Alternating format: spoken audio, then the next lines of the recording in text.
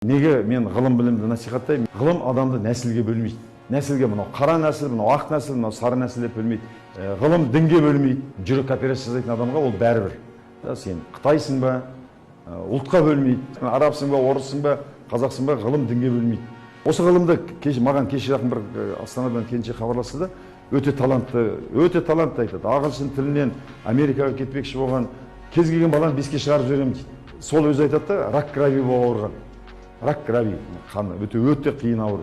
Сол осы мына неменен арқылы самостоятельно ағылшынша неменен осы медитацияны терең меңгеріп, осы арқылы толық рак равиді ешқандай дәрісіз дәрігер жазып шыққан. Біздің қарапайым ғана біз енді ғана шетін бастадық. Біздің мүмкіншіліктің 100% болса, соның бір 5-10%-ын ғана мен қазір меңгердім.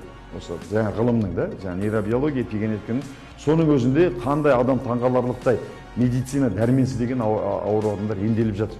Кешегі жамбасы сынып, 5 қабырғасы ма, 7 қабырғасы сынып, төсек тартып жатқан жігіт 2 аптаның ішінде аяғынан тұрып, қазір теплица жасап, кәсіп жасап шауып жүр. Тура осы ғылымның шет жағасын ғана жасағанның көзіне. Бұл кезде қандай ғылымның адамзатқа қандай игілік, қандай керемет бақыт әкелетінін көріп отырсыңдар. Осы нейробиология ғылымның арқасында мен мысалы психологияны университет ешқайда оқыған жоқпын, бірақ психологтарды емдеп жүрмін. Психологтарды қайтадан отбасымен жарастырып жүрмін.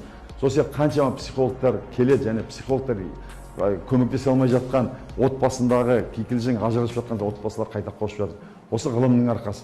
Қаншама адам өзінің жаман мінез кеселдерінен құтылып, өте бақытты өмір сүріп жатыр. Сондықтан тек қана осы ғылымды насихаттау керек.